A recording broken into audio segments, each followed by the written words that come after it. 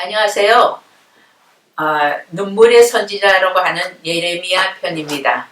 이름의 뜻은 여호와께서 지명하신 자라는 의미와 또한 하나님께서 던지신다는 의미도 있습니다. 가족 배경은 아나도 지방의 제사장인 hil기야가 아버지입니다.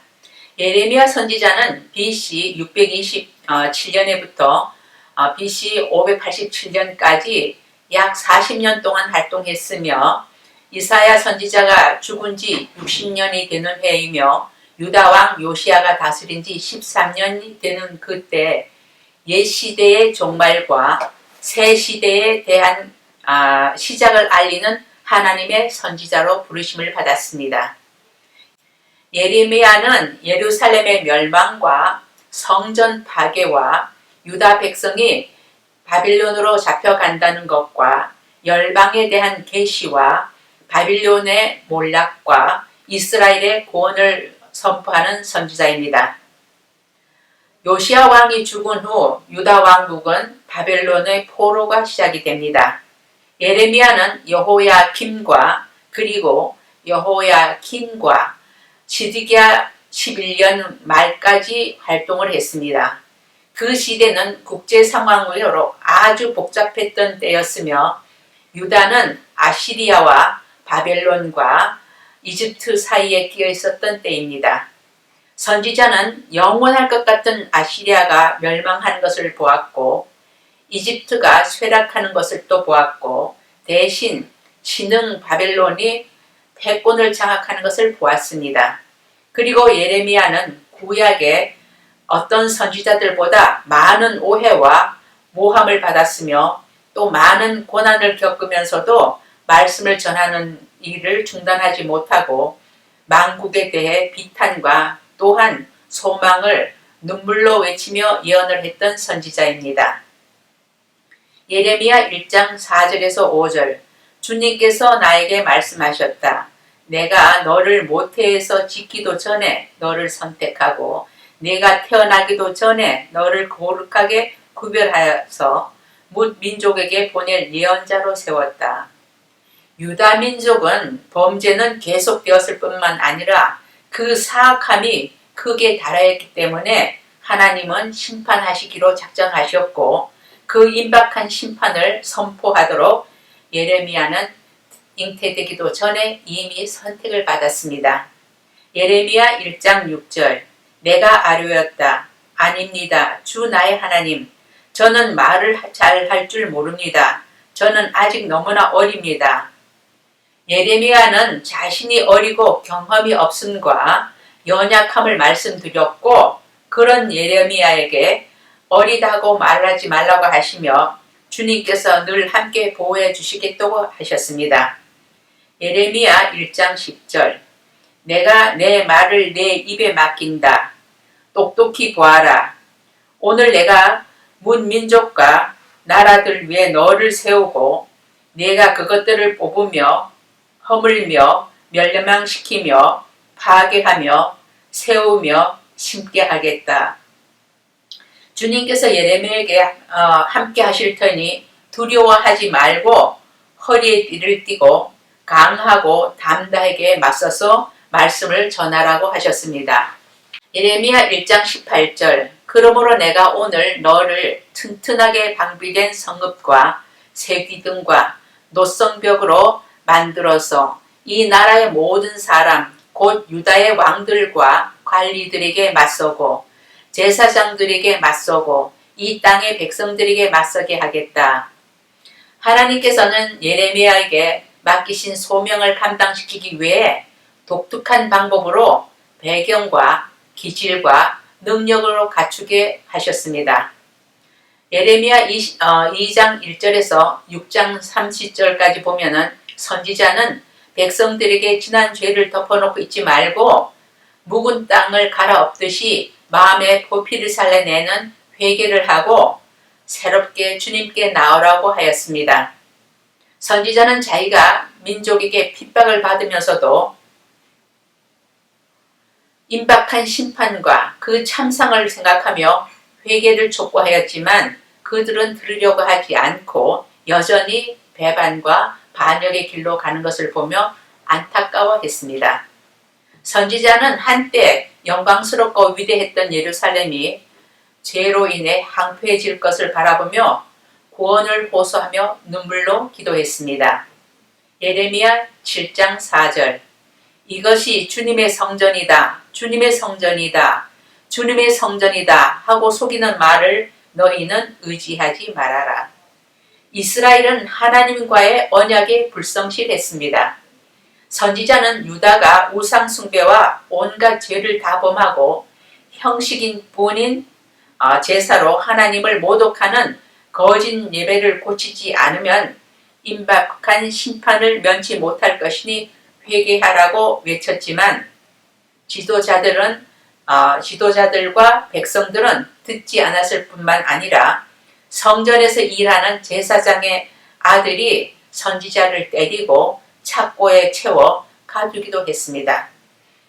예레미야 16장 1절에서 4절에 보면은 선지자는 결혼하는 것도 허용되지 않았습니다. 그는 개인의 자유마저 포기해야 하는 고독한 생애를 살아야 했습니다. 예레미야 18장에서 19장에 있는 토기장이와 질그리스에 대한 비유는 모든 이스라엘 민족에게 주시는 메시지입니다. 선지자는 하나님이 온 길을 깨뜨리듯이 백성과 도성을 깨뜨려 버리시겠다고 하시는 말씀을 전했습니다. 예레미야 애가 3장 1절에서 20절까지를 보면은 선지자의 고통이 그대로 드러납니다. 선지자는 하나님의 일을 그만두고 도망가고 싶어도 하나님이 자신이 도망갈 길을 담을 쌓아 가두시고 무거운 족쇄를 채우고 다듬은 돌로 쌓아 길을 막아 놓아서 살려달라고 소리쳐 불러도 듣지 않으신다고 했습니다. 그리고 자신을 관역으로 삼아서 화살로 심정을 꿰뚫으신다고 하였습니다. 또한 쓸개로 배부르시고 쓴 쑥으로 배를 채우셔서 나오느니 탄식뿐이라고 하며 주께서 돌로 이를 바수시고 얼굴을 땅에다 비비신다고 절규를 하였습니다. 이토록 유다를 향한 선지자의 고통과 슬픔은 심하였고 그가 보고 행하지 않으면 안 되었기에 그토록 슬프고 고통스럽고 괴로웠던 것입니다. 선지자는 자신이 왜 세상에 태어나야 했던 것인지 그 자체도 이해할 수 없을 정도로 괴로웠습니다.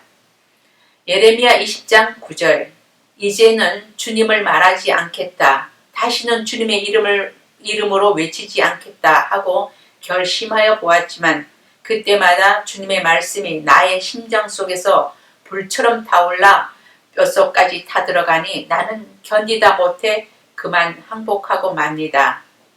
선지자는 괴로워서 말씀을 증거하는 것을 그만두고 싶었으나 속에서 말씀이 불타올라 외칠 수밖에 없다고 고백을 합니다. 예레미야 21장에서 25장까지 보면은 선지자는 백성들에게 바벨론 군대에게 항복하는 사람은 죽지 않고 목숨은 건질 것이라고 말했습니다.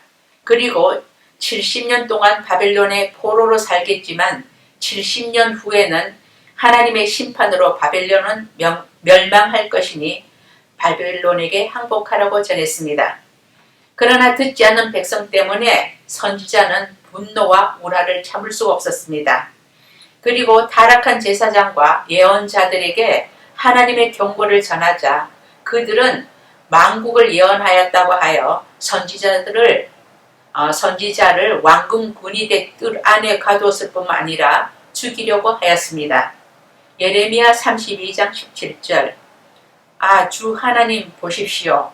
크신 권능과 펴신 팔로 하늘과 땅을 지으신 분이 바로 주님이시니 주님께서 무슨 일이든지 못하시는 일이 없습니다. 하나님은 장차 유다에 관해서 회복의 증거로 선지자에게 고향의 밭을 사라고 하셨습니다.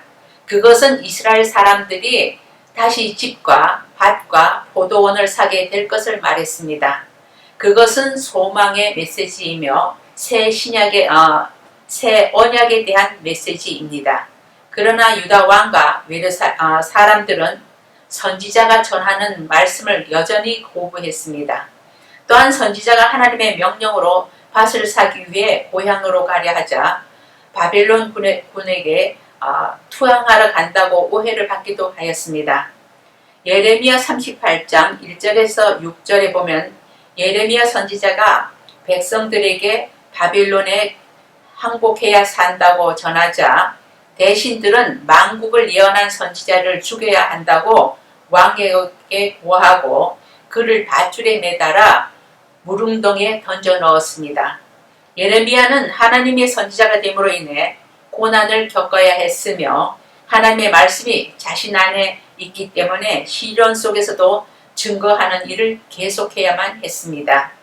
예레미야 42장에서 43장에 보면은 남은 백성들이 선지자에게 자신들이 가야 할 길을 알려주면은 따르겠다고 하여서 기도하고 응답받아서 바벨론 왕을 두려워하지 말고 예루살렘에 머물려 살라고 전하였습니다. 그러나 그들은 선지자의 말을 듣지 않고 이집트로 가려고 했습니다. 선지자는 이집트로 가면 칼과 기근과 연병으로 죽을 것이니 가지 말라고 경고했지만 요하나는 예루살렘에 남아있는 백성들을 데리고 이집트로 피난 가는 행렬에 예레미야 선지자와 서기관 바룩을 강제로 포함시켜 끌고 갔습니다.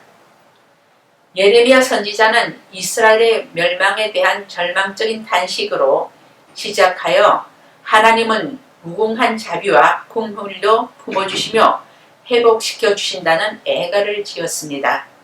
그리고 예레미야 선지자는 하나님의 백성에게는 징계는 있어도 영원한 심판은 없으니 회개하고 하나님께 돌아오라고 눈물로 외쳤던 선지자입니다. 지금까지 눈물의 선지자라고 알려졌던 예레미야 선지자에 대했습니다. 은혜로운 목장 되시기 바랍니다. 감사합니다.